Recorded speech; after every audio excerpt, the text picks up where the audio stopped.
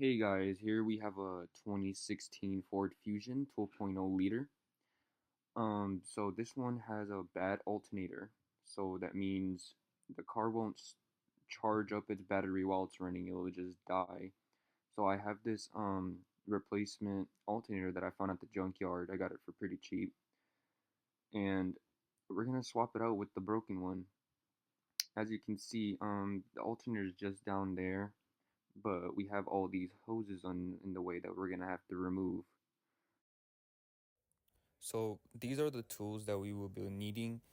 You can use a long pliers that has a long end to it, or you could use the short pliers, whatever helps you best. Also, we need a 14 millimeter wrench, and then a ratcheting wrench. Also, we need a flathead screwdriver, as long as a ratcheting tool, a 10 millimeter socket, and a 13 millimeter socket. You can also get a cheap socket set from Walmart. They don't go for that much. And you can also use electric wrench if you have one. But if you don't, that's fine. You could also use a regular wrench. Our alternator is right here below at the bottom. It is also strapped on into the belt. We have a bunch of hoses that we're gonna have to move out of the way. We are gonna lose some coolant, but that's okay. We can refill that back up.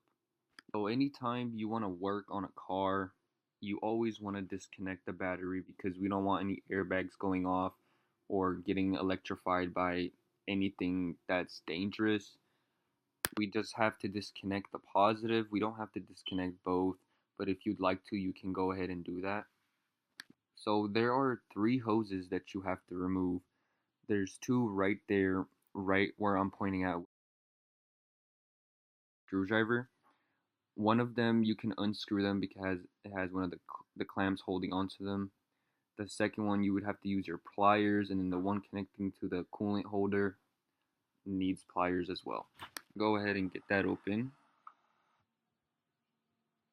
Then next I'm gonna remove the one that's holding onto the coolant reservoir. This one you would just grab your pliers and then clamp it down and then push it back in and remove the hose. The third hose is right next to the other one with this flathead screwdriver. You would have to also clamp that one down and remove it.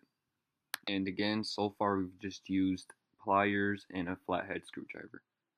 Now I'm going to go ahead and remove the first hose off the reservoir and then remove the second one connecting into the engine. It can be quite a hassle to get these off. If you want to get these off without breaking them, just squeeze them side to side and then pull at the same time. And then they should come out easily. So you've gotten everything disconnected. You're gonna grab a 14 millimeter wrench, and then you're gonna go for the tensioner to remove the belt. There's gonna be a screw on the side that you would have to put your wrench on and push up to make the tensioner release.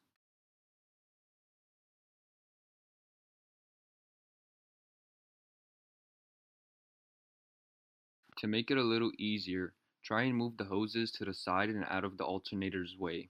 So when you pull it out and try to unscrew the bolts, it would make it way more easier.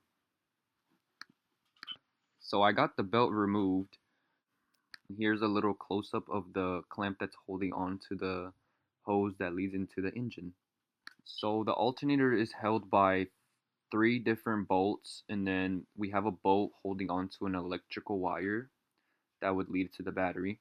Then we have one more wire that's connected to the alternator, which is you push down to release it. Now these are 10 millimeter bolts.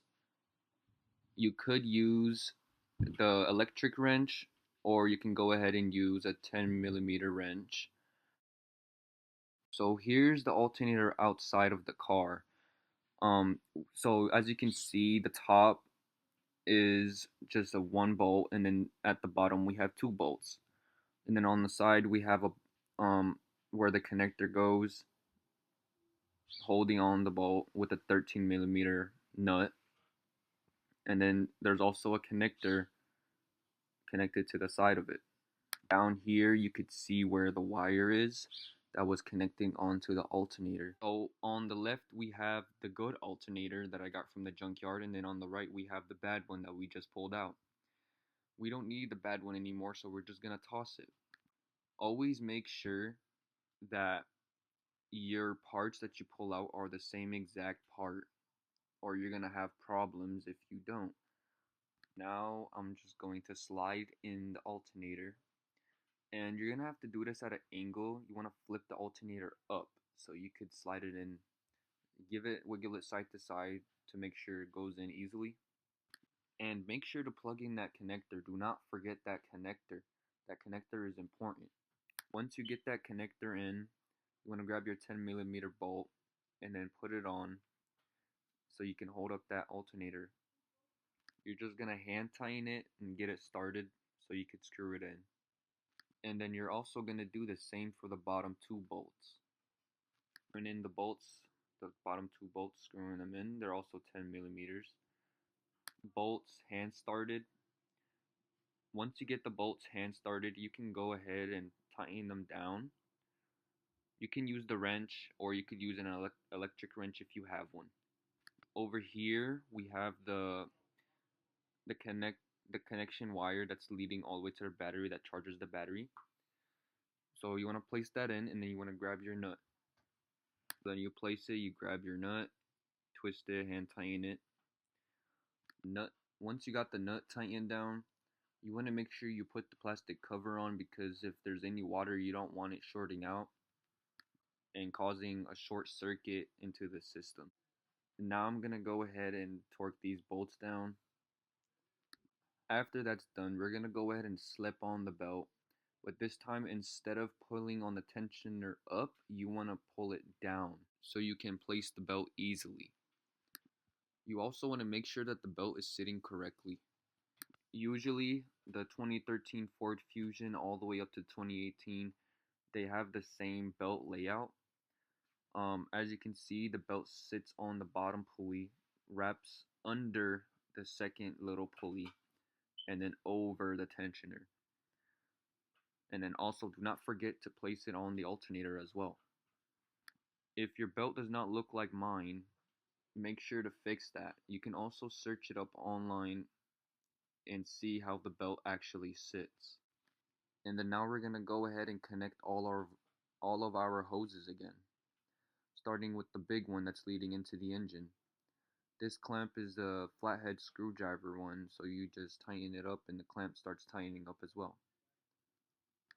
Now we're gonna grab the other one, place it back into the hole that it goes into, and move the clamp upwards so that you can make sure that there are no leaks. And then we have the third one here that connects into where the reservoir is held. Same thing, sometimes these clamps like to lock up. You just want to grab a screwdriver, place it inside the hole, and push it the opposite direction. And then the clamp should just snap back into place. So now we got all of our three hoses reconnected again with the clamps tightening on them, so we make sure that they don't go anywhere. But we lost some coolant, so we're gonna have to start filling that up a little bit. Make sure you fill it up to the max line. Do not go overboard. So now we're gonna reconnect our battery. And since this battery is drained all the way down, I'm gonna have to jump start it.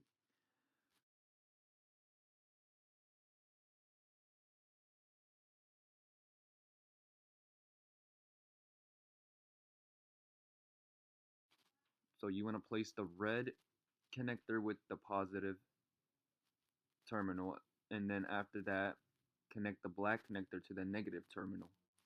If you don't have a jump starter battery, then you could use another car to jump start your car.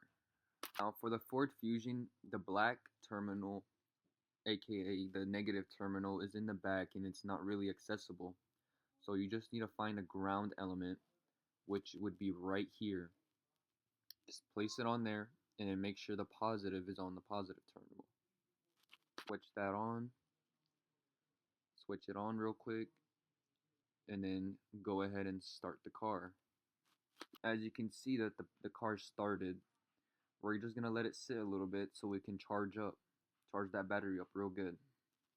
Now I normally let the car sit for 15 minutes just to get a good charge in, and then we're just gonna check the belt to make sure nothing is slipping. It looks good, no noises, no squeaks. Check the coolant, see if it needs more, and then we should be all set. Take away our jump starter, put the terminal cap back on, and I'm over here inside the car. I'm checking for any codes, and as you can see, there are no codes, so that is a good sign.